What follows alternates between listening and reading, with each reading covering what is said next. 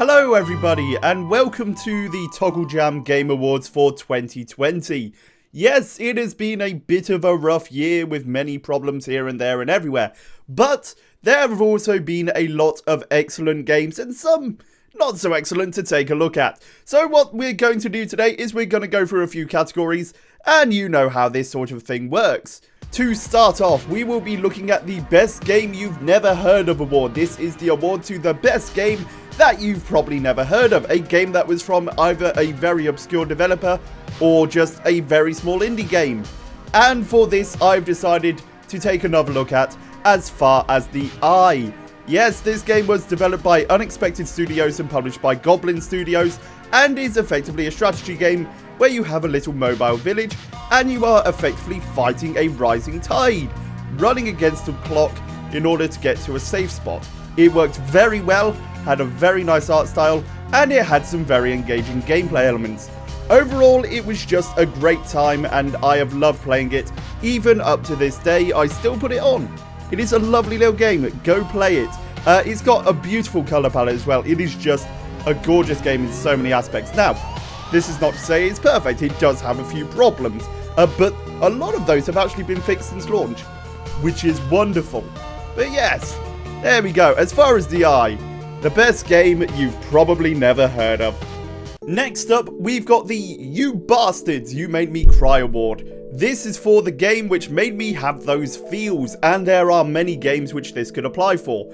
But the one game which made me feel the most, and actually did make me cry at points, was Spiritfarer from Thunder Lotus Games. Now, if you are not aware of this game, it is an amazing adventure where you play as a girl called Stella who becomes the Spiritfarer. Effectively, what she does is she helps souls move into the afterlife.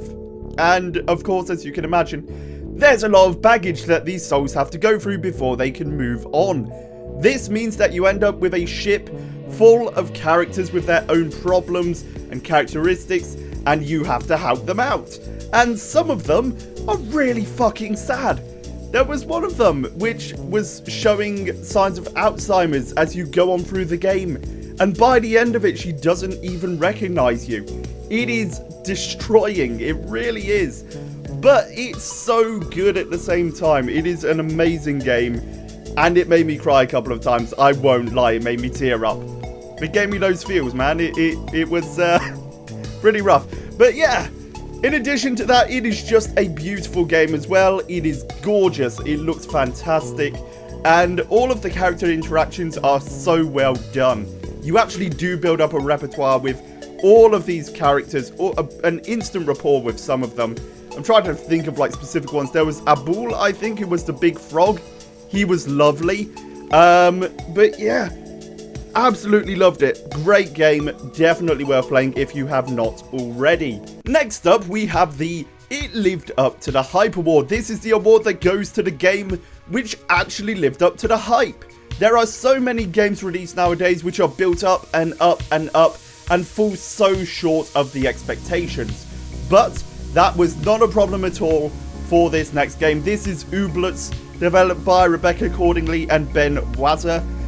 This was an absolutely lovely game, and it held up to the hype in a few ways. First of all, we'd been hearing about this game for absolutely ages.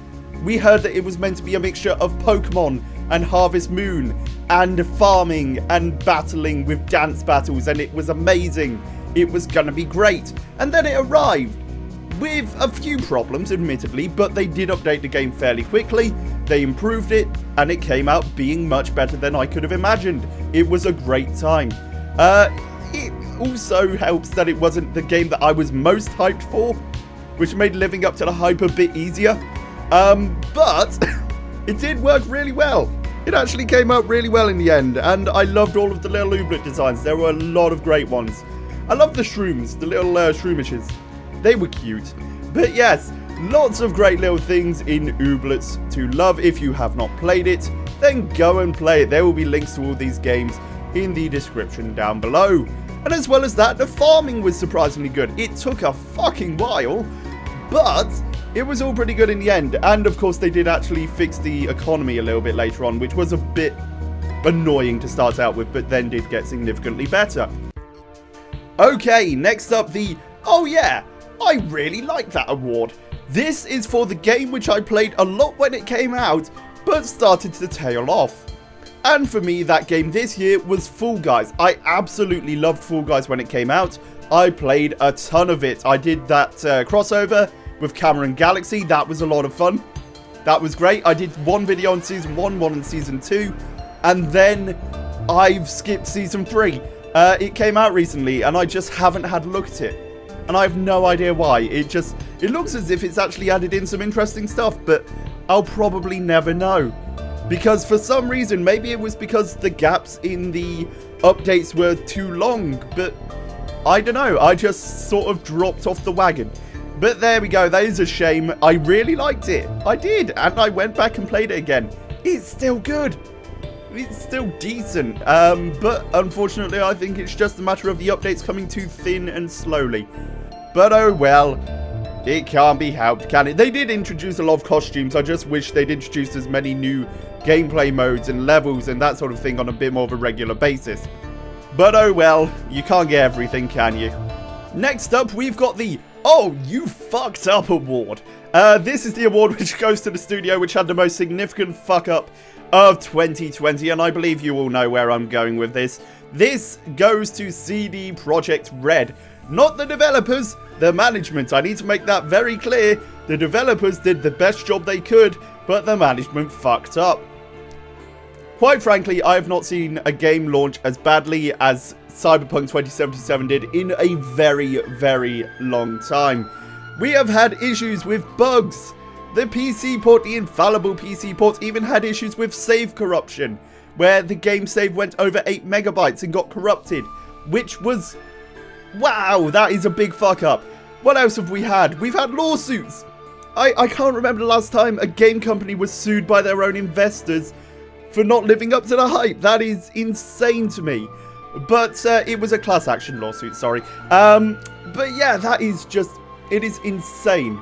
And that is not something that's going to go away like that. The CDPR team are vigorously fighting and defending itself, but honestly, they have done a lot of fuck-ups, even including how they reacted to the launch of the game, not allowing reviewers to use their own footage beforehand, trying to limit people from seeing how many bugs and how broken the game was at launch.